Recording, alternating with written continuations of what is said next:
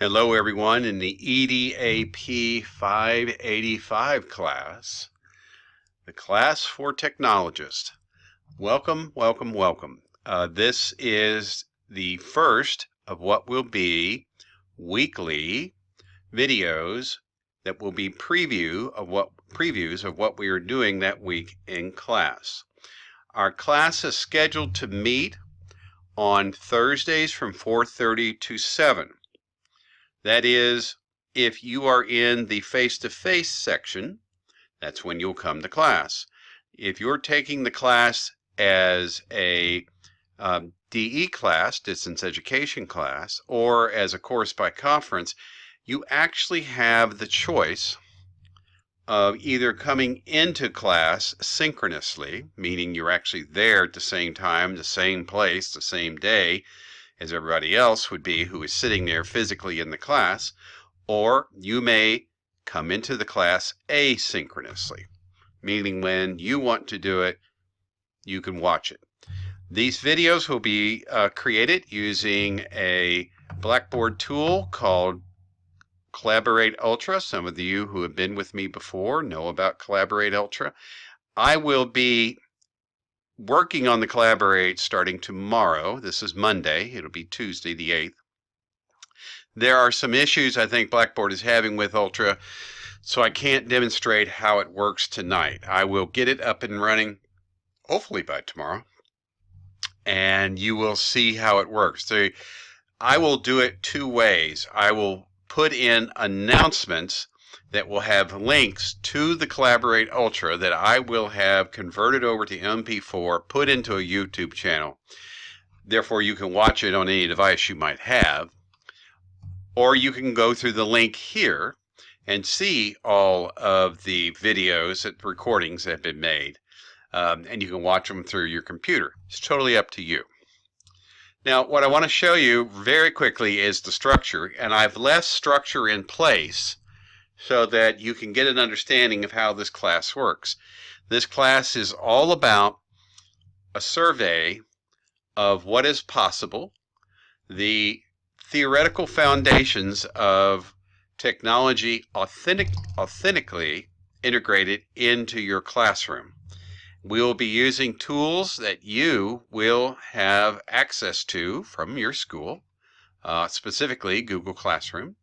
If you do not have a classroom yet, that's just fine. I will show you how to make a Google Classroom outside of either the Jefferson County Public School domain, or if you're in Odom, Shelby, Bullitt, whatever.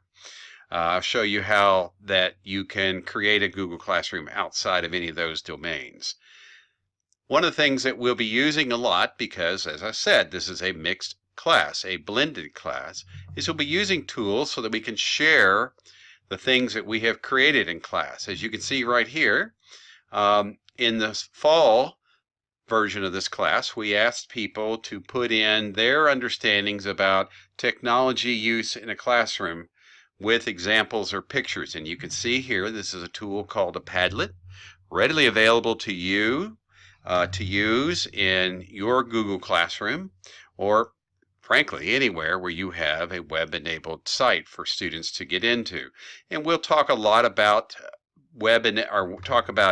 Google Classroom and web-enabled sites when we get to the ubiquitous classroom, because I want you to understand the power here. So when you come down here, this is your book that you will be using. This is called Stratosphere. It's by a gentleman by the name of Michael Fullen, who I actually know. Dr. Fullen is right here. And as you can see, what I try to do, and again, this will all be cleaned out, I try to go in and I try to put in the Collaborate recording, the Collaborate Ultra recording, actually in the various modules. So now you have a third way. You can either go into Collaborate Ultra and watch.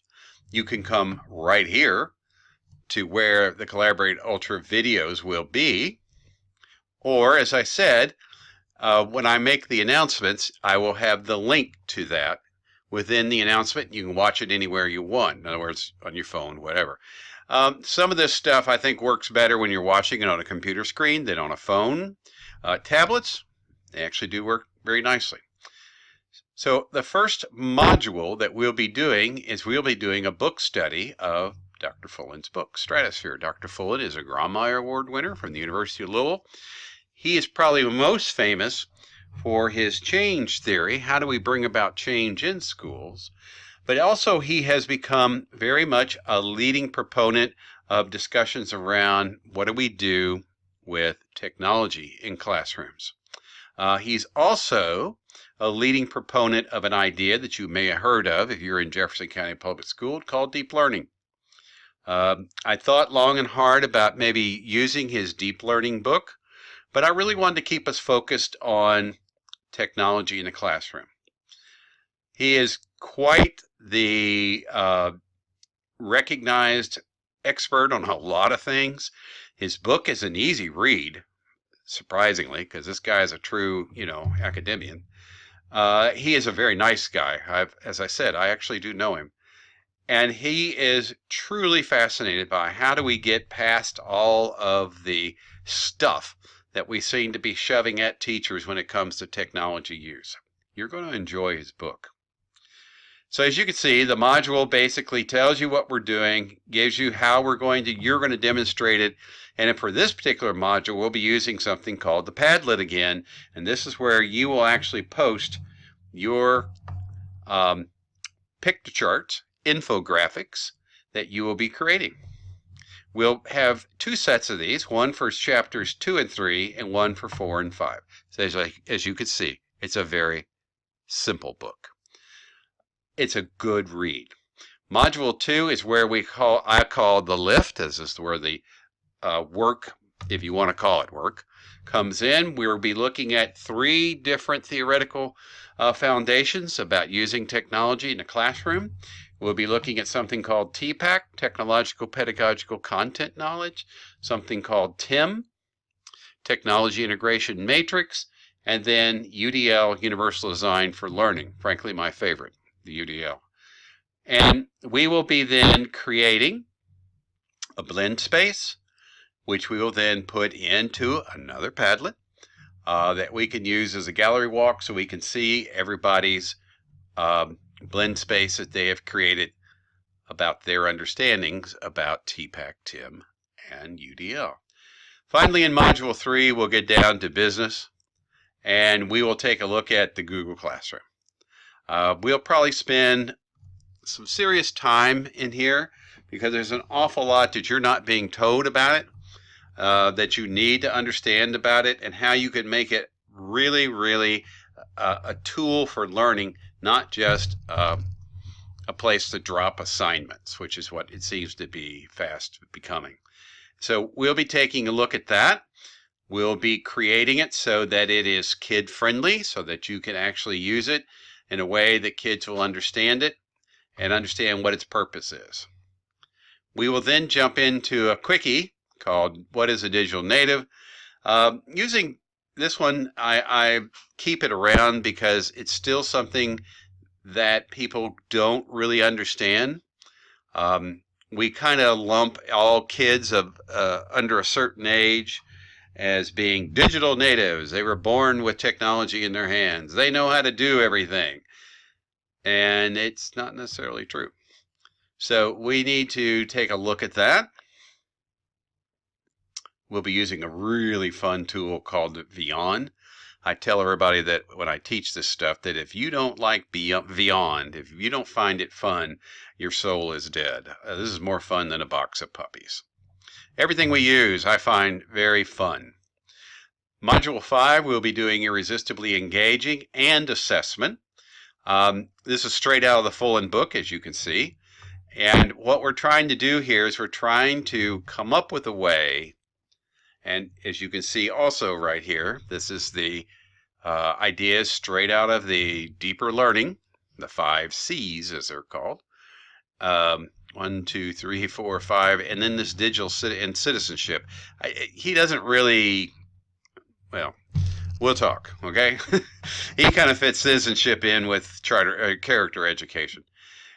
This is something that we need to take a look at. and it is packed. I mean, it has more stuff in here that you can use in your classroom. Please feel free. This is a module that I put in here because it's becoming more and more a part of what we're hearing that schools are going to need to be doing. It's a very simple module. I do not try to make it hard. I try to keep it so it's fun. And we don't really get into any heavy duty programming or coding. My friends who teach this stuff kind of give me the stink eye whenever I show this particular module, because they would go, Scratch is not coding. I won't disagree with you. Scratch is not coding, but it is a way for you to understand how coding can be a way to get kids engaged in mathematical ideas as well as storytelling, and at the same time understanding the kind of thinking that needs to go into designing something using a programming language. I think it's a very powerful way for kids to understand how to handle failure, for kids to understand how to be comfortable with stepping outside the box and trying things. So and any more with, especially with Scratch, it is so readily available and now very powerful that it's just a good way to get kids engaged in the whole idea. And finally, here's our hat, EDAP585, very straightforward. There they all are. It's a horrible, very big vinyl for you to do. There's just 5 reflections. Try not to, go too crazy. So that's it. That is your class. What I would stress is 2 things. It's not ready yet. I have things in here that I'm cleaning up. I left this in here so I could show you that this is how we will be demonstrating a lot of the work we do. We'll be putting it in to a Padlet. You will then be responsible for looking at each other's Padlets and commenting on them. And then once we get to Module 3, where we'll be out and we'll be creating stuff that will go into a Google Classroom, we will then move off of using things here within the Blackboard space, and that'll start showing up in your space. Couple of things to share with you. Over here, I have, this just showed up today, so I haven't gotten to it. I will tomorrow. This is the live text stuff, and I need to clean them up a little bit as well. So don't go jumping into the pool just yet. Let me get things cleaned up. The thing that you need to realize is that your Blackboard space is ready. The other thing you need to realize is that we are a class that is made up of 2 classes, and those 2 classes had now been merged into 585-75.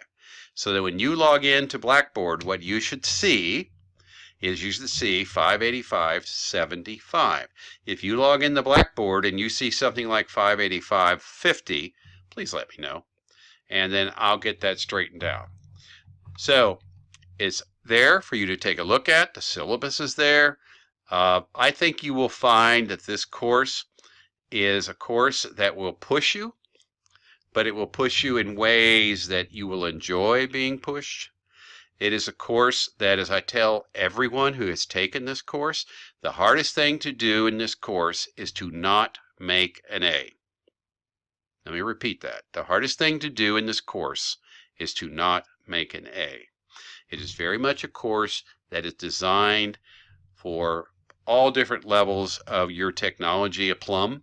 If you're a novice, fear not. If you are a distinguished user of technology, good on you. The expectation will be that you will be helping the rest of us learn stuff that maybe isn't in the course yet. I'm one of these people that I know an awful lot, but I don't know everything, and I'm always welcome to people who want to share. So this is your first week preview for EDAP 585. As I said, I will be sitting in room 201G in the ERTC on Thursday at 4:30. I will hopefully have the Collaborate Ultra up and running so we can have a synchronous class. If it's not, I'll let you know. But this is how you'll be hearing from me all through the course. Every week you will get a weekly preview, followed by the class, followed by the posting of the video that I will create as a part of the class. And so therefore you will know what we're going to do. You can see it multiple ways, and I'm always available to you. You will hear this over and over again. In fact, it gets to be kind of funny. I am always available to you through text. My SMS text number I freely give to you. It is 502-457-2937. If you've never taken a class from me before, or if you've never sent me a text before, in the first text just say, "Hi, it's me from the EDAP585 class." And that way I can put you in as a contact. So from then on, when you text me, I'll see it's you. And I'll know that it's somebody who is a part of my class and I need to pay attention to it and answer it. That is for you to use anytime. Do not hesitate to send me a text with questions or concerns. That's it. Welcome to the class. I look forward to hearing from you. Remember that text number, 502-457-2937.